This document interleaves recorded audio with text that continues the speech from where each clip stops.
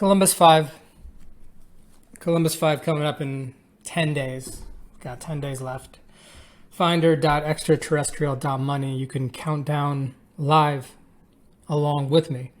But I'm getting very excited. If you've seen my Twitter, I've been tweeting kind of a lot lately, just like stories that I think are interesting about how I don't think Luna's done yet, how I think we're just getting started, how I think the true liftoff happens September, October. In our private Telegram chat, small group, we only have like 25 people in there, but we've collected some of the brightest minds, I'd say, in the Luna ecosystem. One of them is a TA expert, and I love picking his brain about what he thinks is going to happen. And the feedback that I get from him, and I've been like, you know, I pick his brain whenever I see like Bitcoin take a shit or something like that. If I start freaking out, I just ping him because I want to know where his thoughts are. So what he thinks is happening here is Bitcoin is going to continue moving up to like the $50,000 to $53,000 range. And then he expects to see like some kind of pullback in September to 42,000. So that's where he's at. He thinks we get to 52,000. And then he's saying that he's not saying that that's the top. He's saying that we get to like a reset point and that we need to pull back in order to keep moving forward. So I'm just randomly drawing lines to see if I can find something that fits 42. So if it wanted to pull back to 42 in September, it might catch one of these longer term trend lines. It might do that. So if we get a little chance to reload here, maybe big money is waiting for that and off we go. Or, Bitcoin has finished its consolidation and it's ready to move. Lots of people have different opinions, right? Some people think that this is a total dead cat bounce. And now that we've reached dead cat bounce territory, it's going to hit like low 50s and then boom, fall off a cliff. Yeah, I don't know, man. I don't know where this thing is going to go. It looks pretty good to me. I'm not freaking out. I'm accumulating. I'm holding. I don't know if I've talked about my portfolio at all. This is a Luna centric channel for sure, but I've been in crypto 2017, just like everyone else, got in quite late, tried to forget about my pain through most of the bear market. And then at some point, like you notice that, wait, Bitcoin actually isn't going away. You noticed it was hanging around. And throughout that time period, I haven't revealed myself, I haven't doxed myself, but back in 2017, I had started a business, like a services business, and then I launched a software company. So one of the biggest things I learned through that experience is that software just takes a really, really, really, really, really, really long time. It takes a really long time to dial in. And if you're building like a new thing, which is what crypto is, it'll take even longer. So then you started looking at like, all right, I mean, the media has stopped talking about crypto, but like there's still developers in the ecosystem. They're still launching stuff. These are really, really smart people. So instead of being so concerned about price action, I wanted to look into it more because I understood that like software, if you want to build something new, like you got to give it at least a year, even 2 years, and sometimes 3 years, depending on the vision. And from 2017 to 2020, it's basically been about 3 years. So it seemed like it was time to start paying attention again. So that's when I didn't know what to buy. So I subscribed to some newsletters like I'm in the Palm Beach Confidential newsletter, and their method of investing is to like buy a little bit of promising projects, like for small investors, like $300, for bigger investors, $1,000.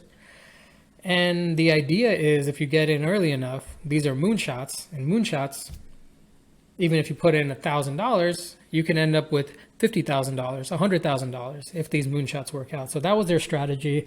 At the time they had recommended like 70 cryptos. So this was like mid 2020, late 2020. I started, taking out some money. I'd actually been lucky enough I had a business that was 4 years old, and I was just like ready to exit from this business. So I actually sold that business in 2020, and I had a decent amount of cash now in the bank account. And I started off like pretty meekly. Like I think in August of 2020, I bought like $300 of various altcoins. And this is what always happens. It's like the time when you should go kind of big, you're like scared and you don't do it. And the time you do go really big is like at the top of the market. So like that's like total noob 101, like investor stuff that you need to get past. So I started recognizing that about myself. So before the end of 2020, I started making some bigger bets in December. Still, this was like 70 coins. My biggest bets were still in Bitcoin and Ethereum because that's where I felt comfortable. And that was a good move for the next couple months because Bitcoin and Ethereum did really, really well. But, since then, they've actually gone off their highs. And while that was happening, I think towards the top of that May run, maybe a couple weeks before, I had Luna back in December, but I made like a huge bet on Luna, like a irresponsibly long bet. And within 2 weeks of that bet, we saw the biggest market crash, like in a 2-week period that we've ever seen. So we got absolutely smoked. But, being a somewhat experienced person, understanding market cycles and this kind of thing, it freaking sucked. My girlfriend, fiance was like, wow, you are depressed. But one thing I really did is the reason why I went big on Luna right before the crash, like that, none of that changed, right? None of that changed. Luna crashed more than anybody else, which sucked, but it was also a blessing in disguise because you were able to average in. So during that time period, and you've seen some previous videos, I learned to be more comfortable with DeFi. I learned to be more comfortable with borrowing, using bots to monitor liquidations. I started doing more with farming. At the time, like I was just learning about staking and all this stuff, and fast forward a couple months here and I feel pretty comfortable with it. But just so you know, I'm not like some crypto genius. I just, I have an interest in this space. Once I get into something, I get really into it. And I like to share the things I'm learning so you can learn alongside me. So I'm not your guru.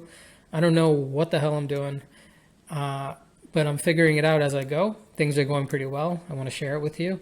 And that's it. Like that's how I want this relationship and this YouTube channel to work, So I do get people coming to me sometimes with DMs for advice and stuff, but just know, like, I just got into this ecosystem technically in December, but I got like really, really into it in April or so.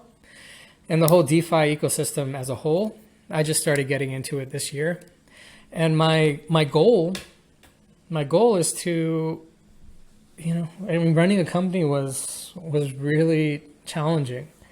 And I'm starting a family soon, and I want to have time to spend with the people I love.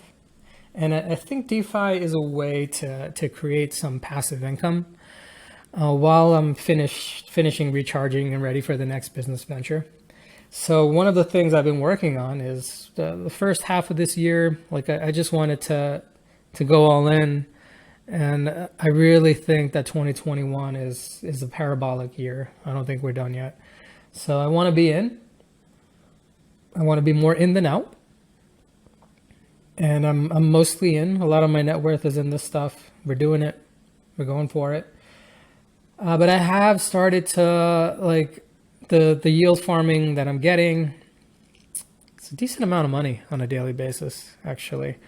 Like, through some successful ICOs or IDOs, through yield farming on Anchor Borrow and Spectrum and Mirror.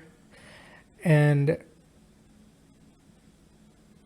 I've been cashing out some of those into UST, putting them into Anchor. And I'm waiting for a USD off ramp so I can actually, start spending this stuff in the real world.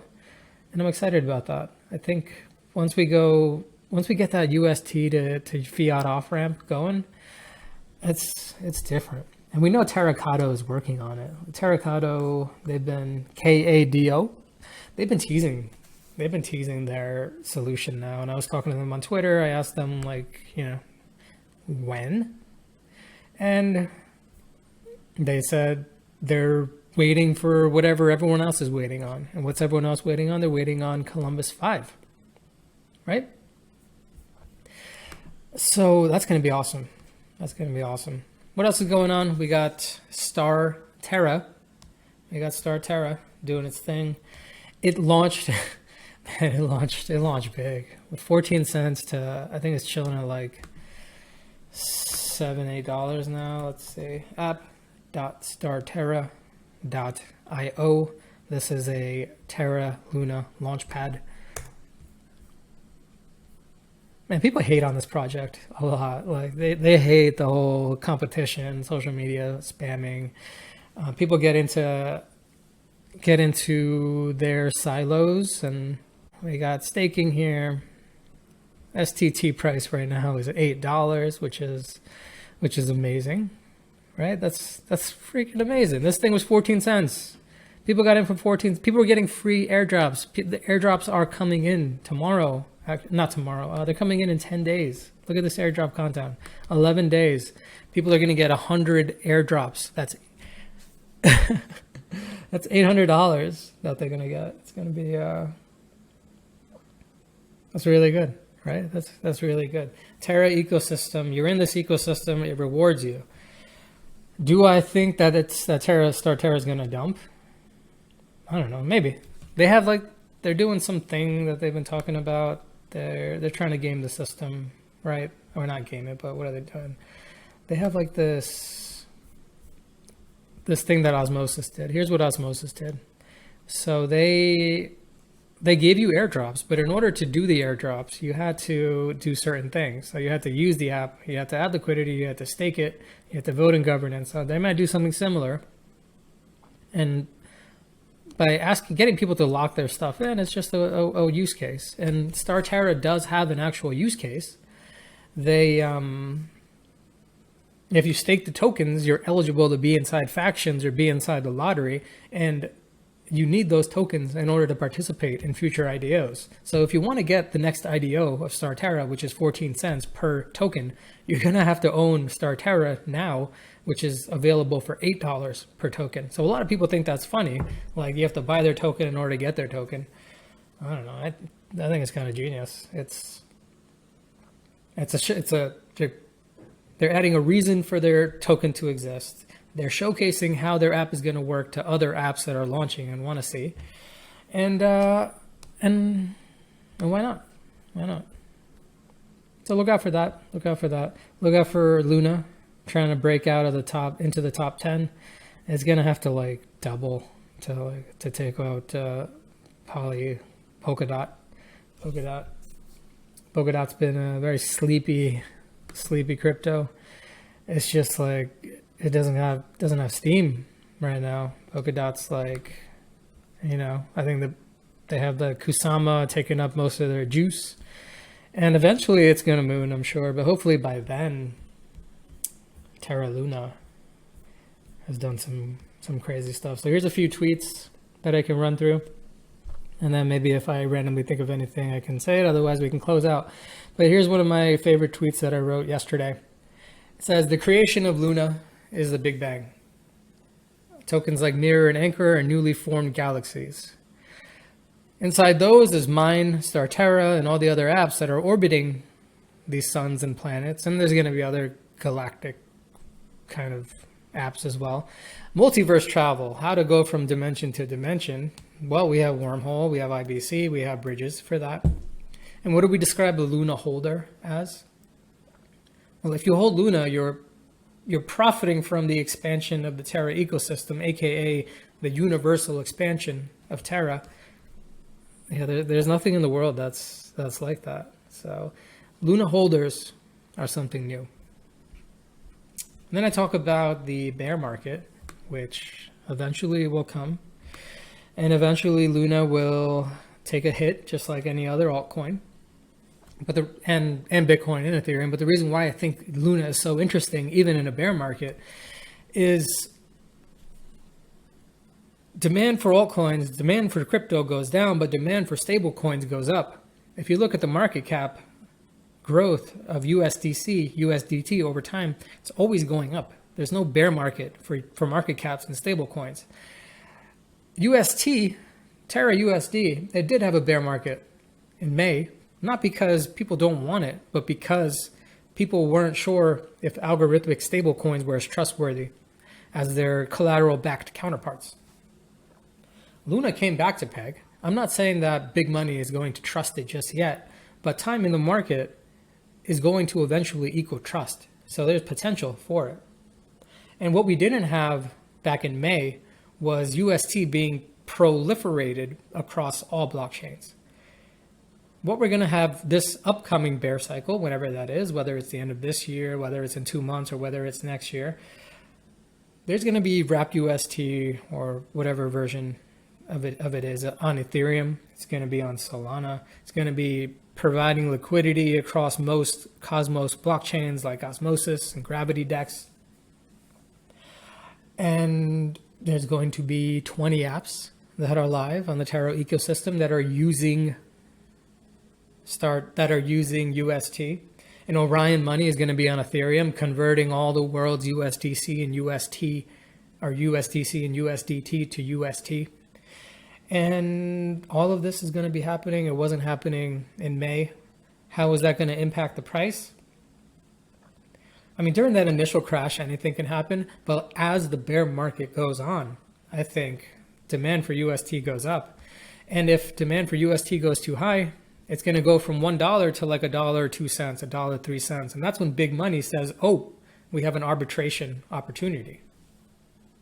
So what they would do is they would buy large amounts of Luna. The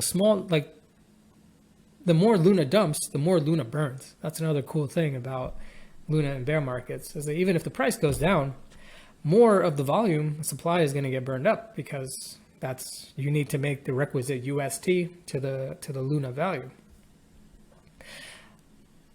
Yeah, there's not many altcoins that have a reason to be bought in bear markets. You buy altcoins because you want to wait till everyone dumps. You want to try to buy kind of a bottom, looking at the chart, looking at long-term, like 1 year chart, seeing where the bottoms might be and then scooping it up. But Luna has a reason to be buying it on the way down.